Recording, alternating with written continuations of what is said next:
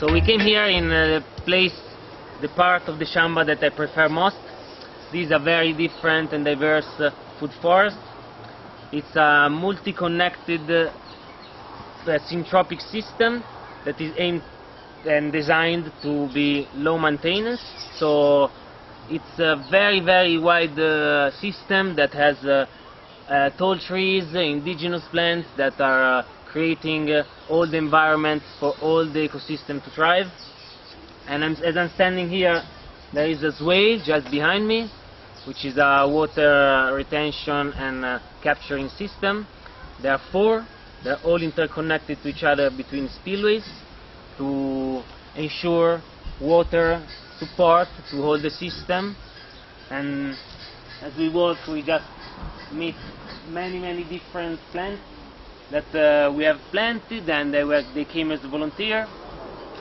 So this place is such a multi-diverse and multifunctional expression of the meaning of permaculture, which is integrate rather than separate and value diversity and just create this abundance which you can see in the plants, which you can see in the crops, but you can also see as the mindset of creating a very diverse and rich place where to grow your own life and the communities.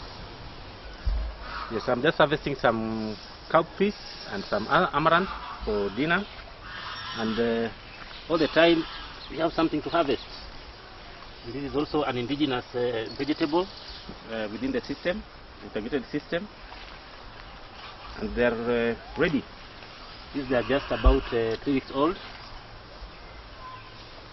And you can see we have this integrated system. We have the maize, we have the arrowroot, we have the red sweet potato, and we also have the cowpeas.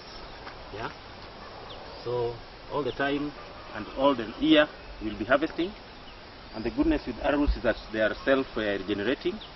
Once you harvest, it produces several children and grandchildren, and then you also plant the shoot. So the place is going to be productive all year round. We also have some sugarcane here, which are still coming up, and several other crops that may not mention. And of course, we also have an edge where we have also planted some flowers and mulberries on both sides, so that while you're walking the farm, you can also eat some mulberries and fruits and flowers, enjoy the flowers. Yeah, that's it. I'm Stephen Onyango Tolo.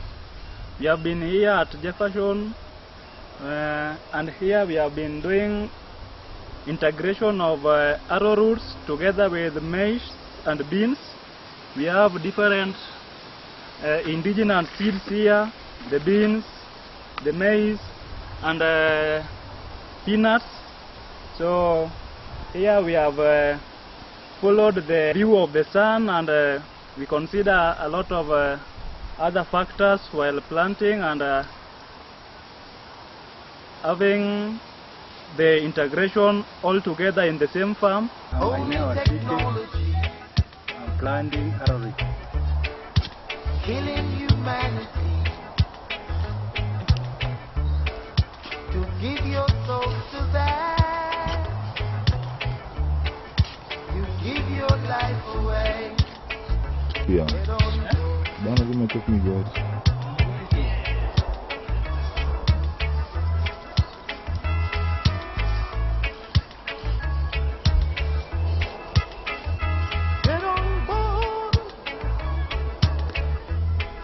So we are sitting here in the shade of the syntropic system, and I just want to express my sincere gratitude to Maurice, to his family, to Steve, to all the people I worked with, as they welcomed me with the most beautiful African way of embracing a foreigner like me, a Mzungu.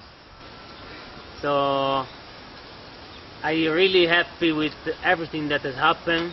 I had the possibility, the chance that these people give me to put my hands in the dirt, in the soil, to nurture it, to discover the culture, to come here to Africa and have a real connection to the reality, not with some filters of some resorts or some kind of planned holidays.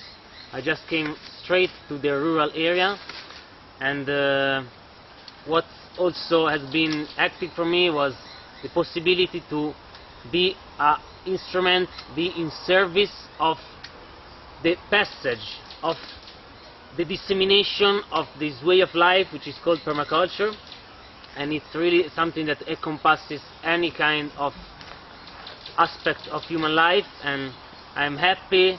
I felt very, very involved in this project, and I hope to have left a seed that are going to sprout in the ground and also in the heart of the people that have touched me so much. So thank you very much.